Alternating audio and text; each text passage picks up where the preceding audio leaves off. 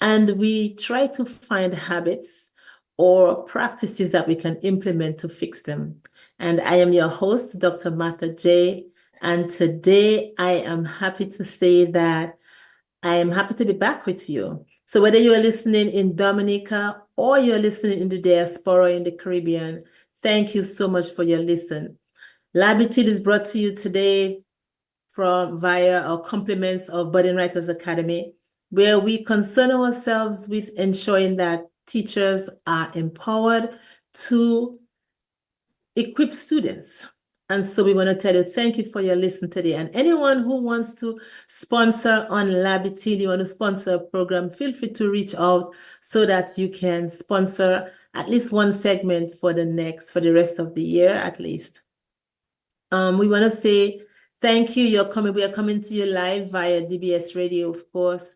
You can listen on TuneIn, you can listen on YouTube, Facebook, or you can also listen on wherever on the wavelengths of DBS Radio, sorry. And if you would like to call while we are on today, the number to call is 448-3284 locally, or 1-800-327. Or if you're in the diaspora and you want to call us, you can reach us at 305-432-9744. And if you are not able to call, and you can leave your question in the chat on Facebook, we will be happy to share your question if we get it in time. Today we are addressing mental health, and we have with us Marah Languedoc. I'll tell you more about her in a while, but I just want to give a little touch. According to the United Nations, I like to pay attention to what the United Nations is saying, because they usually give us data for the entire world. And so they're saying that nearly 1 billion people worldwide suffer from some form of mental disorder. They're saying that a staggering figure that is even more worrying is that some of them, most of them, or a lot of them, 1 in 7 of them actually are teenagers. And that is very alarming. One of my favorite authors, Dan Ariely, he's a psychologist, and he questions, he says, when we have a headache or any little thing hurts us, we like to run to the doctor. But when we feel down, we feel sad, we do not want anybody else to know that. So usually mental health goes undiagnosed, untreated, unsupported, because we just keep it as a secret. And so that's to discuss that with us today. It's going to be Marah Languedoc, who is a licensed clinical professional counselor, and she's going to be with us to share with us how we can best take care of our mental health so that we can prevent mental illness. So Marah, good afternoon. Thank you for coming, and I would like you to introduce yourself. Sure. Good afternoon. My name is Marah Languedoc. I am a licensed clinical counselor. I received my master's degree in community counseling in 2013. And since then, I've been working extensively in the community mental health setting, providing things like therapy, behavioral health, case management. And what that looks like is basically counseling, diagnosing, educating on mental health, life skills, wellness to people who are struggling with mental illness. And I love everything mental health related. I think the brain is the most amazing organ in the body, and all because it controls, all the functions of the body. Yes. Awesome. And one of the first questions I'm going to ask you is really, what is mental health? Because we think of mental health and some of us have different connotations, but I want you to tell us, what is mental health? Right. So the World Health Organization, they define mental health as a state of mental well-being that enables people to cope with the stresses of life, realize their abilities, learn well, work well, and contribute to the society. So in other words, mental health impacts how we think, how we feel, and how we behave. It plays a role in connecting with others, like our decision-making, handling stress.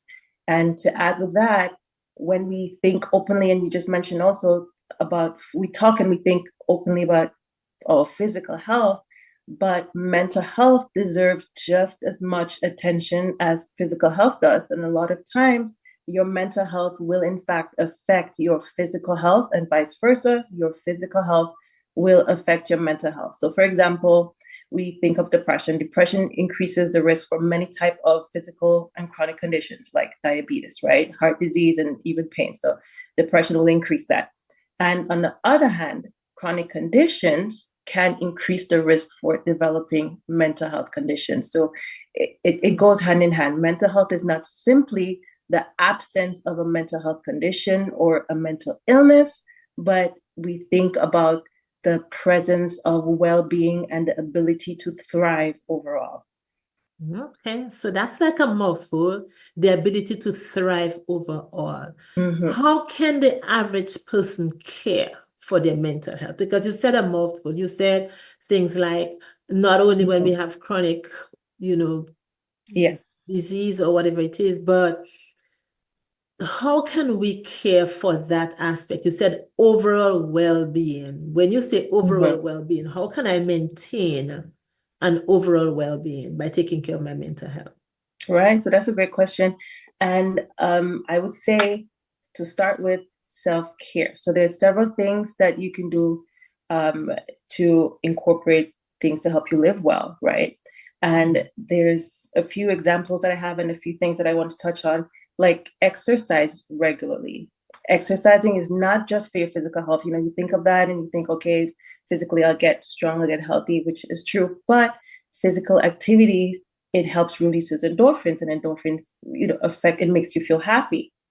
And if you eat regularly, regular meals, healthy meals, and stay hydrated, that's another thing where a balanced, healthy diet does not only do wonders for your physical health, but also your mental health. So if you're out there making consistently poor nutritional choices, your processed food, your refined sugar, and so forth, you're putting your mental health at risk for developing conditions like Alzheimer's disease, depression, and anxiety, and also cognitive decline. So that's actually a thing. And I cannot stress enough to pay attention to what you put in your body. On the other hand, if you replace that habit, which we've learned a lot of habit replacement with you, if you replace that habit with healthy, nutritious foods, such as your whole grains, your vegetables, your protein, your unrefined carbohydrates, healthy oils like your, what are some healthy oils? Your olive oils, that will help improve, right? That will help improve your mental well-being. And you would have, mental clarity, improvement in energy and focus through the day. So that's also one of, it's what you eat. They always say what you eat and what you put in your body is important, not just for your physical health, but your mental health too. Mental health. I don't know why I'm surprised, but exercise regularly. Be careful what you put in your body. That's Thank right. you very much. But I would not somehow, I can understand how it leads to it eventually, because as a person who've worked in the elementary schools or even the middle schools, especially, where you find the kids are 13, 14-year-olds and they're beginning to care about their physique. And I remember one child, she hated phys ed because they started learning to do, talk about how to calculate your BMI, body mass index. And she said, I hate the class. I'm not going back to class because, of course, when she found out that her body mass index was too high for her age, it pretty much drove her into a place where she couldn't cope. So she would have to get an excuse, a written note, not from the counselor, so that she would not go to phys ed because it was just hard for her because her body mass index was not what it was supposed to be.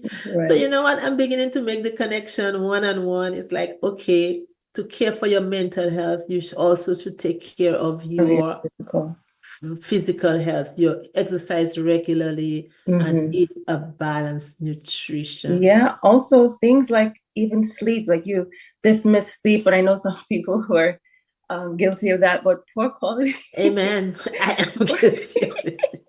I am not going to even pretend. Oh, yes. Poor quality sleep, it can increase your risk for mental health disorders. And also things with like anxiety, it can affect your, your mental health and causing anxiety and depression and even suicidal ideation.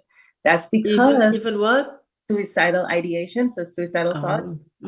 Yeah, that's because sleep deficiency changes activities in some parts of your brain So it is recommended that adults have around 7 hours of sleep a day, and teens younger, we know, and younger kids, we know, should have around 8 to 10 hours a day. So if you're not getting enough sleep, you're putting yourself at risk.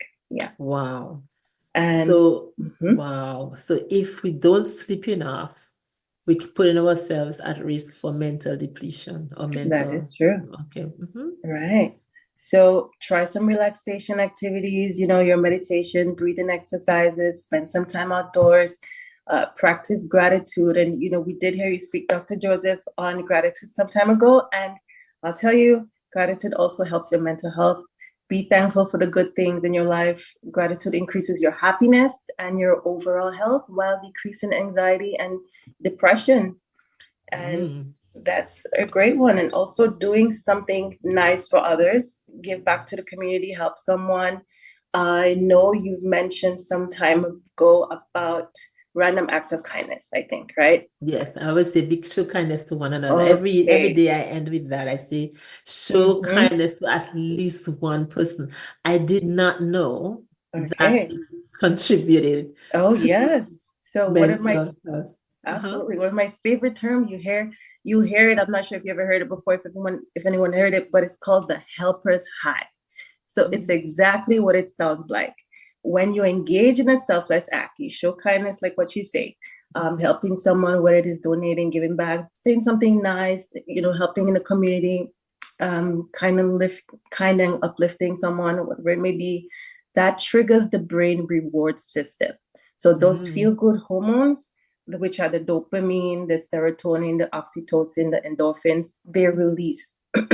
And it boosts your self-esteem, it elevates your happiness, and that will combat feelings of depression. So, like you always say, random acts of kindness, do something nice. That's definitely one of my favorite ones, that help us high that we experience.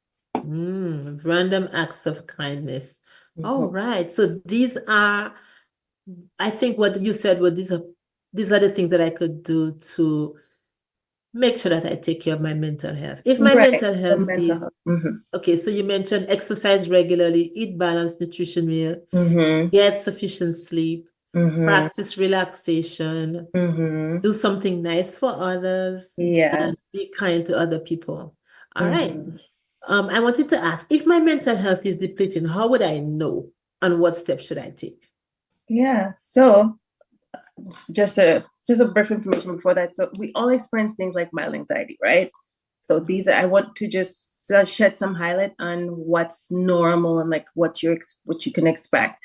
So before presentation or speaking in public, I experience it all the time. It actually helps us perform better. You'll have that anxiety.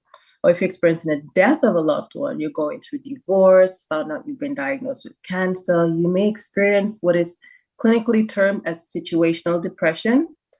In that case, symptoms get better over time once we've adjusted to the life event. On the other hand, though, when those experience affects your daily living and ability to complete routine tasks and functions, that's when it becomes a problem. So if you notice your mental health is declining or depleting, like you asked, and you're having difficulties coping, you become depressed, you're unable to get out of bed in the morning, you're isolating, you're losing friendships, that's when that clinical problem is there, and you need to start by seeking help. So it becomes a concern. Mental illness comes in place, and you have that concern when it affects you. So what I want to suggest, or what I want to encourage, is that not just these things affects, how can I say that? I just want to put it into some, clear words. So, and just to be clear, yes, there are other factors that contribute to mental illness. So not just what I just mentioned, like you have things like genetics, environmental exposure, birth, brain chemistry, and substances. Okay, hold on. That's like a lot. So you told us things like divorce, loss of a loved one, right? And those are a little more serious. Yes. But then you're saying now there can be environmental. So let me ask, before you move on to telling me more, I know okay, you said that if something like I'm going to give a speech and so that's like Mhm. normal. And then there are basic things I can do, like breathe and get ready. But what about, in the case of the anxiety and depression that comes from loss of loved one? What do you suggest? Yeah. So I suggest that you first, there are evidence-based practices and medication if needed to help manage those symptoms. So I suggest you start by talking with your doctor.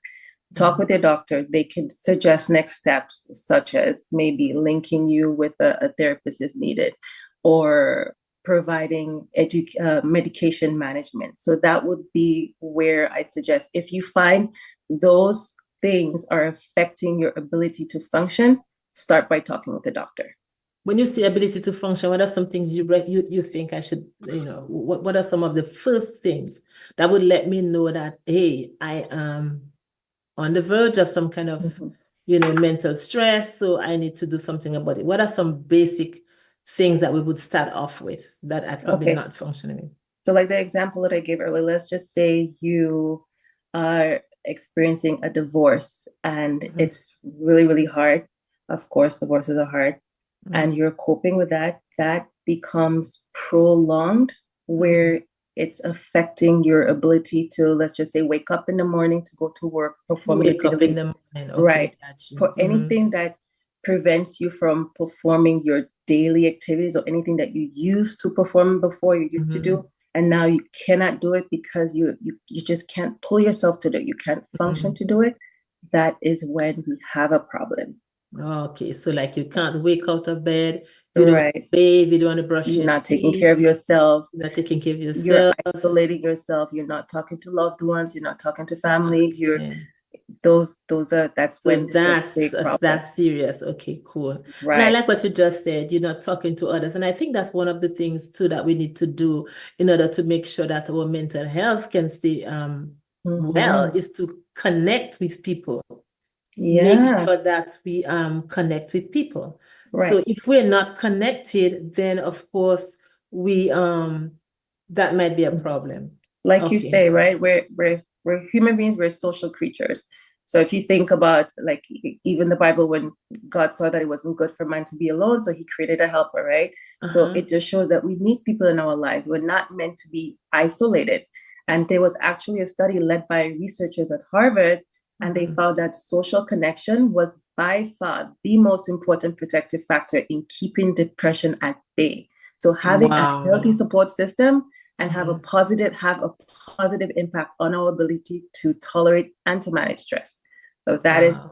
something that's just amazing. Just remember, like you say, connect with others. Wow. So what do you have to say to people who just want to be alone? I They say that it's okay to have those times when you want to be alone, because we need that time to recuperate, right? Particularly if you're an introvert like myself, or some people that I know. But also we need people, like having that one-on-one interaction, having that interactions with people, just someone checking in on you, having a little accountability, having that, it makes a difference. So don't isolate. That's usually the first sign that things are going downhill, when you really are isolating. Wow. Before you continue, we have a concern from one of our listeners, Jacinta Dangleman Williams. She was reacting to the idea of sleep. She said it's true that we need a lot of sleep, but when you have kids, it's hard to get a lot of sleep. What do you have to say to someone who, and probably you would understand that too because you have a young one, and she's saying, what do you suggest for us when we have young children and our sleep, we might become sleep deficient? What is the suggestion? Okay, I'll first say being a parent is hard. Being a parent is tough. Absolutely. And I heard the suggestion. I know you probably hear it too a lot from your pediatrician, for your kids' pediatrician, that if your kids are able to sleep or take a nap at certain times and you're around, try to sleep with them. Just try to sort of have a schedule where you can get some sleep in, because it's really important that we get that sleep. If you're using things like your computer, your iPad, and you're neglecting sleep, I would say make changes on that, and try to go to bed a little earlier so that you can have some time and try to sort of have some time management. If it's something where it's consistent that you're unable to sleep and you're not being able to sleep, then you can talk to your doctor. But with kids, like I said, it's really hard, and scheduling might work a lot. Okay, awesome. So I know you've been talking to us about, all of that preventative measures, and I am surprised that some of them, like eat a balanced nutrition meal and sufficient sleep and all of those things. But if we get to a state, and of course we have the computer right now, and I remember one of your sessions with us, you mentioned the. Sorry, Doc. I'm not sure if there's a caller with the question. I'm not sure if you Oh, could sure, take let's it. take that call. Okay, sure, let's All go. right, let's go. All right, your caller, you're live. Go ahead. Yes, thanks. First to begin, let me say that there's a word that we adopt, and it's biblically said that call a child a kid. It's a good. I don't know where we get the word kid, calling children kids.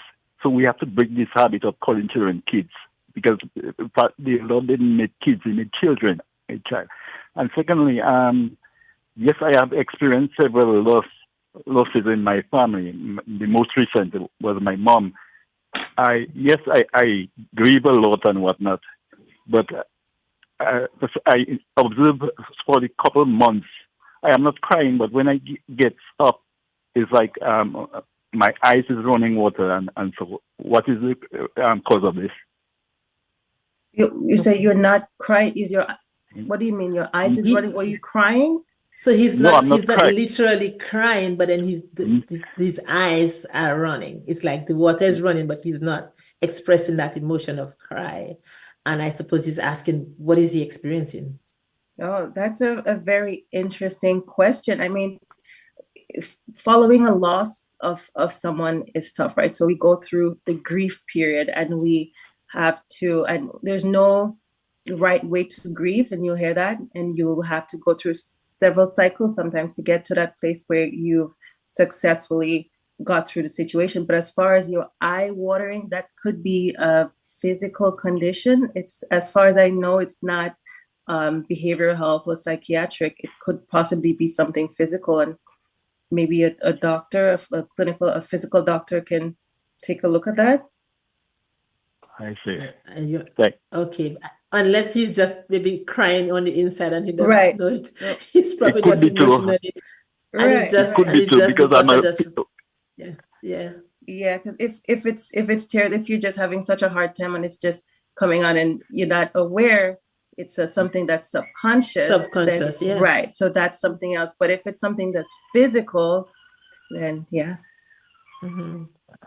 So what suggestions do you have for people in that situation when they lost a loved one? I realize we probably going in a different direction, but if I've lost a loved one, and of course you said there's no specific way to go through the cycle of grief, but what would you be able to encourage a person to do? Some people, and first, sometimes I look at people, and you don't know people's stories. I always see, we see some people lose parents very young, and they can deal it with very well. Some people lose parents that are in their 90s, and then they're just like uncontrollably emotional. It's just, and then sometimes I just sit back and say, you know what, I don't know their story, so I can't even judge. But how would you encourage, how would you help somebody like that? Or even in a male setting where you find some men just don't want to cry in public. And like in the case of this man, he probably just grieving silently and doesn't even know it. What do you have to say to us, people who've lost loved ones, and just to go through the process? What do you say? The first thing is acknowledge your emotions, right? What you're feeling, acknowledge. Allow yourself to grieve in your own way.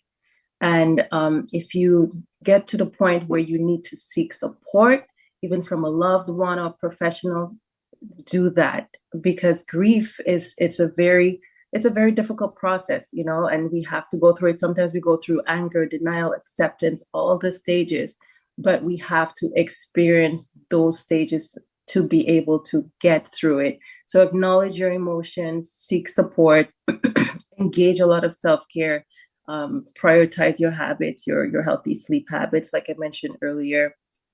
Respect your respect your own pace. Sometimes you might find yourself going back and forth from anger to denial, or before you get to that acceptance stage. And it's okay. Just allow yourself to feel what you're feeling. And sometimes journaling can be a great tool for a lot of people. So you can utilize that and just consider those steps for sure. Awesome. Thank you very much. One more question I have to ask. We are ready for 55. How does mental illness differ from mental? When does it flip over then from mental wellness to mental illness? When do we know? When can we say for sure that this is mental illness? When would you know that it is that case? Right. That would be when those symptoms that you're experiencing, like the above, comes to the point where it affects your functioning, it affects your daily living. You cannot perform those acts like you usually used to, and you feel like you're failing, essentially, another term for it. So you're not able to do what you're used to, and that is when you see that mental illness plays in part. But like I said earlier, that it's not just, there's other factors too that is going to influence that, like your biological factors and whether or not you're using substances and so forth. Okay. Mental illness. When I look at the statistics, it says that mental illness is one of the illnesses that's it goes undiagnosed. People walk around and they're probably mentally ill, and in the US especially, you will always hear the case being mentioned after something bad happened. So we have some disaster, some shooting, and then we hear, oh, well, that person had some form of mental illness. But the statistics is saying that it is the illness that goes mostly, it's undiagnosed. What I want to ask you, and it's also one of the, why is it that it's so it goes undiagnosed? And of course, when we know that somebody is diagnosed of mental illness, how can we support these people? Yeah, like you said, it goes widely undiagnosed. So 1 in 4 people experience mental illness, but over 1 in how many? 1 in 4 people, they experience mental illness. But about 54% of people do not seek treatment. Wow. And one of the major reasons, and which is very unfortunate, is the stigma that goes behind it. So stigma is one of the biggest barriers in seeking help. So those 54% of the people that I mentioned, they don't seek treatment generally because they're afraid of what others might think and afraid of how it might affect like things like their employment, their relationship. And we think about, us being as Black people in the Black community, there's a strong stigma of mental health within that community. It's very sad, and fewer Black people seek mental treatment than other races. And going back, a popular person going back years ago, Martin Luther King. I'm not sure if a lot of people know this, but Martin Luther King struggled significantly with major depression throughout his life. There was certain points when he was suicidal, but he did not seek treatment. He refused to seek treatment, even when those around, some of his close, family encouraged him to seek treatment. He did not, and that's because of the stigma that goes. He was afraid and worried about the stigma that goes with being mental or struggling with mental illness. Wow. And you know what? I want to say that I know we don't have a lot of time to talk about it, but I also know that even in the church, it becomes even you said black church is even worse because sometimes you have that situation and then they just tell you pray instead of asking you to go to see a psychologist or clinical psychologist. They will just treat it with prayer. And I think that is one of the things, that is one of the reasons why we have such high incidences of undiagnosed or untreated case situations of mental illness among the Black community. And I know people like Taraji P. Henson, she has a whole foundation designated to that.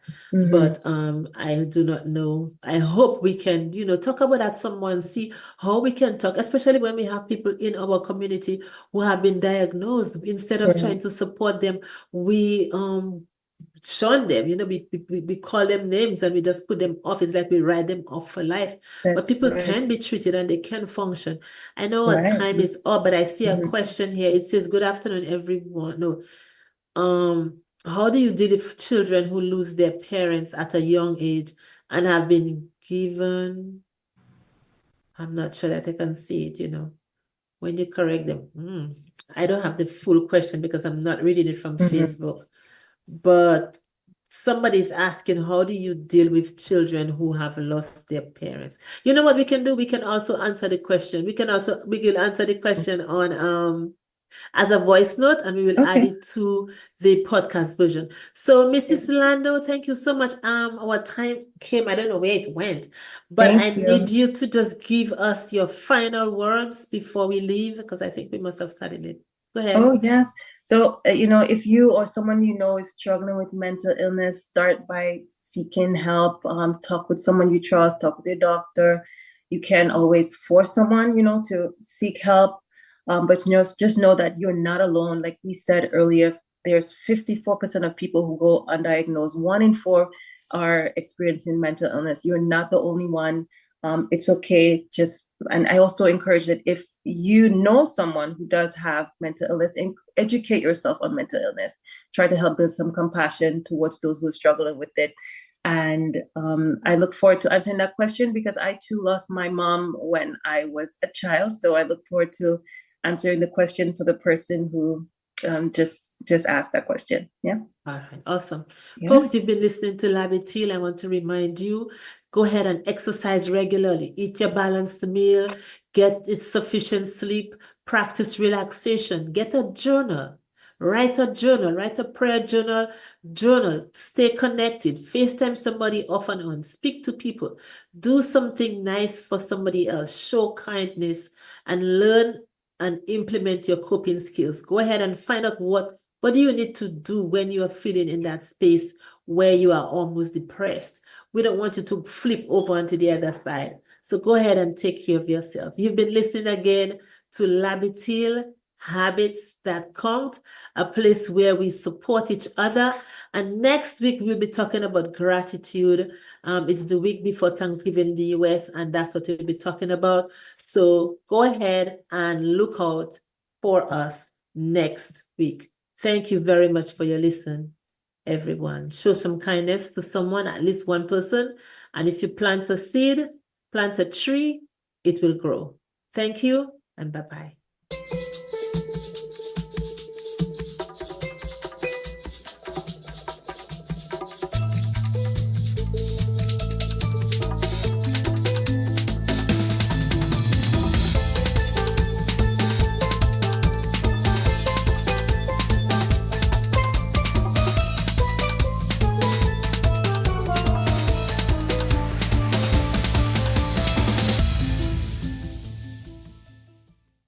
Labby Teal, Habits That Count, every Sunday at 5:30 Recording p.m. stopped. with Dr. Martha J. The Habit Loop will be at the center of every discussion. Learn how it affects your development. Labby Teal with Dr. Martha J. every Sunday at 5:30 p.m. All right, you heard it, and all of us. My name is Michael Zizak. I'm signing off until, I guess, 2 weeks' time when we meet on a Sunday afternoon. All the best. Keep kind. Show kindness. Bless you. Don't die till you finish. That's right, Blessings Pastor. on you. All right? Hey, you there still? All right, you there still? All right, so, hey, all right, so cool. Take care and have a good one, and we'll connect. All right? All right, I leave you with Glenn Campbell. He has a live thing, Try to the Kindness. And I'm out of here. God bless.